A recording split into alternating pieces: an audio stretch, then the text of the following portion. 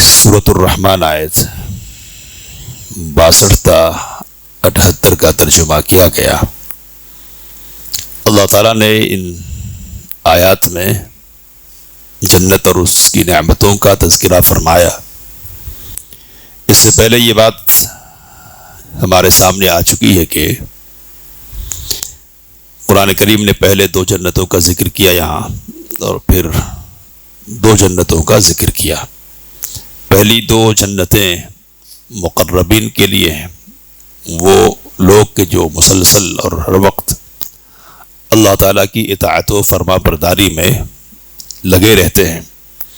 اور یہ جو 2 جنتیں ہیں وہ عام مومنین کے لیے، جن کو سورۃ الواقعہ میں اصحاب الیمین کہا گیا ہے، یعنی دائیں ہاتھ والے، تو یہ ان کے لیے ہے۔ الفاظ سے ہی یہ بات معلوم ہو رہی ہے کہ یہ جو 2 جنتیں ہوں گی وہ پہلی جنتوں کے مقابلے میں ہلکی اور کمتر درجے کی ہوں گی، اس لیے کہ دون کے لفظ میں کمتر کا معنی پایا جاتا ہے۔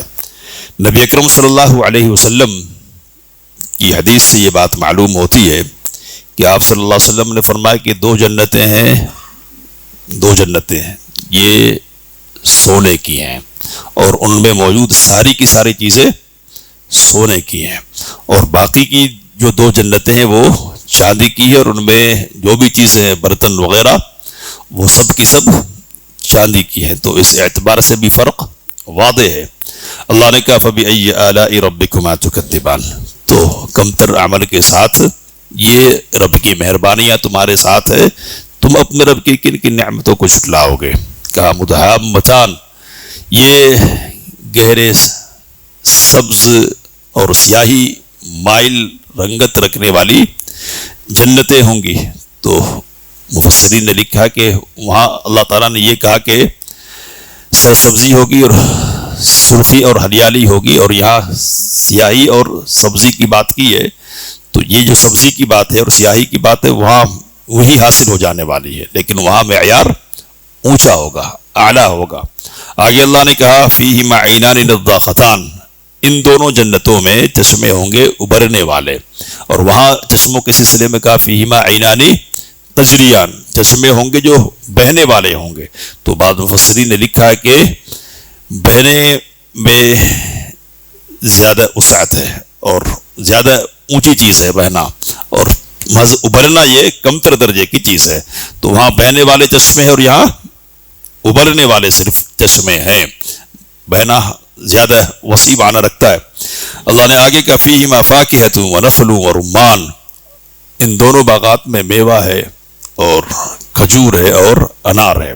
تو میوہ کہہ دیا تو کھجور اس میں خود بخود آ گئی ہے، اور انار بھی آ گیا ہے، لیکن بطور خاص ان کا ذکر کیا تو اس لیے ذکر کیا کہ یہ مشہور ہے زیادہ، اور عربوں کے یہاں ان کا استعمال بھی خوب ہوتا تھا، ان کی پیداوار بھی بہت ہوتی تھی۔ اب یہاں دیکھنے کی بات یہ ہے کہ وہاں جو پہلی 2 جنتیں ہیں ان کے سلسلے میں کہا کہ فیہما من کل فاکہۃ زوجان، ان میں جو میوے ہوں گے نا، ان میں ہر میوے کے 2 جوڑے ہوں گے 2 تو یہاں صرف کہا کہ میوہ ہوگا۔ تو اس کی بنیاد پر ہم سمجھ سکتے ہیں کہ فرق رہے گا، اور وہ اعلیٰ درجے کی چیزیں ہوں گی اور تنوع رکھا جائے گا اس سلسلے میں، یہاں تنوع کی بات نہیں ہے۔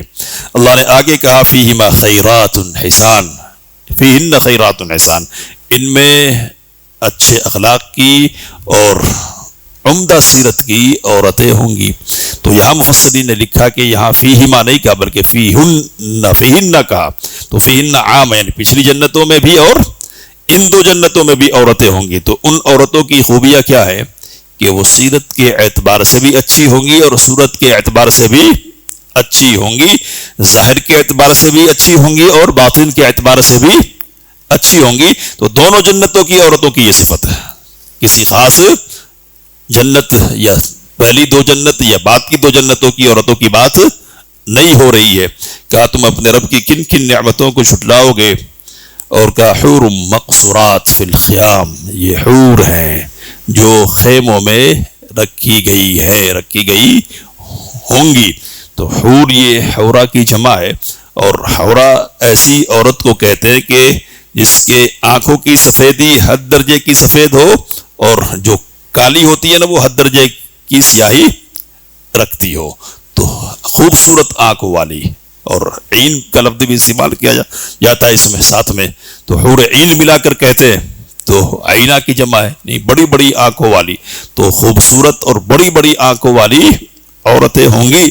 اور ان عورتوں کی صفت اللہ تعالیٰ نے یہ بیان فرمائی کہ یہ خیموں میں رکی ہوئی ہوں گی. تو مفسرین نے لکھا ہے کہ اس سے یہ بات ہم کو معلوم ہو رہی ہے کہ عورتوں کی جو صفت ہے اصل میں وہ کیا ہے؟ اصل صفت باہر نکلنا نہیں ہے بلکہ اندر رہنا ہے، گھر کے اندر رہنا ہے. اور خصوصی طور پر وہ خواتین اور عورتیں جو بڑی ہوں، سردار ان قسم کی ہو، تو ان کا معاملہ تو ایسا ہی ہوتا ہے کہ وہ تو ضرورت کے لیے بھی نہیں نکلتی ہیں، ہے نا، اور ملنے ملانے کے لیے بھی ان کا نکلنا نہیں ہوتا ہے. تو شاعر کا ایک قول نقل کیا، عربی شاعر کا، کہ اس کی زیارت کی جاتی ہے، یعنی سردار ہے یہ خاتون، اور سردار ہونے کی وجہ سے دوسری عورتیں اس کی زیارت کرتی ہیں، یہ دوسروں کی زیارت کرنے کے لیے نہیں جاتی ہے. تو یہ بڑائی اور عزت کی بات ہے کہ گھر ہی میں رہے عورت. یہ عزت اور بڑائی کی بات نہیں ہے کہ باہر نکلے. تو باہر نکلنا یہ بڑے لوگوں، بڑی عورتوں کا اور عزت والی عورتوں کا کام نہیں ہے، یہ بے عزتی کی بات ہے، مجبوری کی صورتحال اور ہے. بغیر مجبوری کے نکلنا یہ اچھی چیز نہیں ہے. اللہ نے خاص طور پر جنتی عورتوں کی صفت بیان کی کہ وہ خیموں میں ٹھہرائی ہوئی ہوں گی. اور خیمے کن کو کہتے ہیں تو ہم جانتے ہیں. اور خیمے جس طرح گھر ہمارے اپنی اپنی حیثیت کے مطابق ہوتے ہیں، اسی طرح خیموں میں بھی یہ معاملہ ہوتا ہے. تو خیموں کا معاملہ بھی ایسے ہی ہوگا کہ حیثیت کے مطابق اور درجے کے مطابق. نبی اکرم صلی اللہ علیہ وسلم نے ارشاد فرمایا کہ جنت میں موتیوں کے خیمے ہوں گے، موتیوں کے، جن کی چوڑائی 60 گز ہوگی، 60 گز. اور کہا نبی اکرم صلی اللہ علیہ وسلم نے کہ ہر کونے میں جنتی کے اہل خانہ ہوں گے. تو ادھر کے جو اہل خانہ ہوں گے اس کونے کے، اس کونے کے اہل خانہ کو نہیں دیکھیں گے، اور ادھر کے ادھر کو نہیں دیکھیں گے. تو یہ وسیع و عریض خیمے ہوں گے اور موتی کے ہوں گے. تو خوبصورت ہوں گے، اور کیسے ہوں گے اس کا اندازہ ہم کر سکتے ہیں. اللہ نے جنتی عورتوں کی صفت پھر ایک مرتبہ بیان فرمائی اور کہا لم یطمثہن انس قبلہم ولا جان. ان سے پہلے، جنتیوں سے پہلے ان کو نہ کسی انسان نے ہاتھ لگایا ہوگا اور نہ کسی جن نے چھوا ہوگا.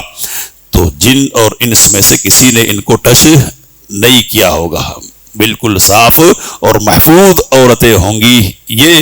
اور اسی آیت کریمہ سے علماء نے استدلال کرتے ہوئے یہ کہا کہ جس طرح انسانوں میں توالد اور تناسل کا سلسلہ ہے اور ہم بستری وغیرہ کا معاملہ ہے، اسی طرح جنوں میں بھی ہے. اس لیے کہ انسانوں کے ساتھ جنوں کا بھی ذکر ہو رہا ہے. تو ان کے یہاں بھی ملنے کا سلسلہ، اور ان کے یہاں بھی ملنے کی بنیاد پر اولاد ہوتی ہے. افتتخذونہ وذریتہ اولیاء من دونی، تم ابلیس کو اور اس کی ذریت کو میرے علاوہ دوست بناتے ہو. تو ابلیس کی ذریت کی بات ہو رہی ہے. تو ابلیس کی بھی ذریت ہے، اس کی بھی اولاد ہے، اور ان کے یہاں وہ معاملہ ہے جو ہمارے یہاں ہے. آگے اللہ نے کہا متکئین علی رفرف خضر، جنتی سبز قالینوں پر، نفیس اور عمدہ قسم کے غالیچوں پر ٹیک لگائے ہوں گے. تو عمدہ قسم کے عبقری کے لفظ ہے، اور عبقر کے سلسلے میں لکھا کہ یہ جنوں کی بستی کا نام تھا. یعنی اہل جاہلیت عبقر جنوں کی بستی کو کہتے تھے، جس کو اردو میں پرستان کہتے ہیں. تو کوئی چیز نایاب ہے، نادر ہے اور نہیں دکھنے والی، نہیں ملنے والی ہے، تو اس کے لیے یہ لفظ استعمال کیا جاتا تھا. تو اللہ تعالیٰ نے کہا کہ یہ جو قالینیں ہوں گے نا، قالینیں یہ عمدہ قسم کی نفیس ہوں گی کہ جو نایاب ہیں، ملنے والی اور دکھنے والی نہیں ہے. تو ایسے قالینوں پر ان کا استقبال ہوگا، اور یہ بیٹھے ہوں گے عزت و احترام کے ساتھ، آرام اور راحت کے ساتھ. تو یہ ساری نعمتیں ہیں. فَبِأَيِّ آلَاءِ رَبِّكُمَا تُكَذِّبَانِ، تم اپنے رب کی کن کن نعمتوں کو چھٹلاؤ گے. تو یہاں بھی تم کو کھلا رہا ہے، پلا رہا ہے، اور کھلانے اور پلانے کی بنیاد پر تقاضے کچھ ہیں کہ میری ہی عبادت کرو، میری اطاعت کرو، کچھ چیزوں کی پابندی کر لو. اور پھر جب کر لو گے تو یہ کتنی بڑی بڑی نعمتیں ہیں جو اس نے تمہارے لیے تیار کر رکھی ہیں. تو یہ اس کے احسانات ہیں، اس کی نعمتیں ہیں. بتلاؤ کن کن نعمتوں کو چھٹلاؤ گے. کہا تبارک اسم ربک، بڑا بڑا بابرکت ہے آپ کے رب کا نام اے نبی اکرم صلی اللہ علیہ وسلم۔ مفسرین کہتے ہیں کہ جس کا نام بابرکت ہے اس کی ذات کیسی ہوگی، اس کو خود سوچ لیجئے۔ اور کہا کہ ذل جلال والاکرام، جلال اور اکرام والا ہے، عزت اور جلال والا ہے۔ ہم یہ جانتے ہیں کہ نبی اکرم صلی اللہ علیہ وسلم ان لفظوں کو استعمال کرتے تھے، اللہ کی اس صفت کی بنیاد پر دعا کرتے تھے، اور نبی اکرم صلی اللہ علیہ وسلم نے کہا کہ الدو بیاد الجلال والاکرام، یاد الجلال والاکرام کو لازم پکڑ لو، اس کے ساتھ چمٹ جاؤ۔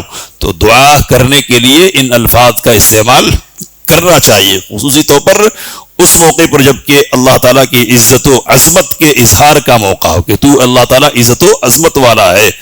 ہم جانتے ہیں صحیح مسلم صحیح بخاری کی روایت ہے کہ نبی اکرم صلی اللہ علیہ وسلم سلام پھیرتے تھے فرض نماز کے بعد تو کہتے تھے استغفر اللہ استغفر اللہ استغفر اللہ، اور پھر کیا کہتے تھے اللہم انت السلام ومنک السلام تبارکت یا ذی الجلال والاکرام۔ تو بڑائی کا اظہار کرتے تھے نبی اکرم صلی اللہ علیہ وسلم، اور آپ نے تاکید کی کہ ان کو لازم پکڑو۔ تو ہم کو بھی ان صفات کے ذریعے سے اللہ تعالیٰ کو پکارنا چاہیے۔ اور پوری صورت کا خلاصہ یہی ہے کہ مادی، معنوی، دنیاوی، اخروی ساری نعمتیں دینے والا اللہ تعالیٰ ہے۔ تو جو ساری نعمتوں کو عطا کرنے والا اور دینے والا ہے، اس کا یہ حق بنتا ہے کہ اس کی عبادت کی جائے۔ وہ رحمان ہے، اور رحمان اور رحیمی کی بنیاد پر سارے اس کے معاملات ہیں، تم کو بھی اس کا ہو جانا چاہیے۔ اللہ سے دعا کی باتوں کو سمجھنے، اس کام لینے کی توفیق مت فرمائے۔ آمین۔ وآخر دعوانا الحمدللہ رب العالمین۔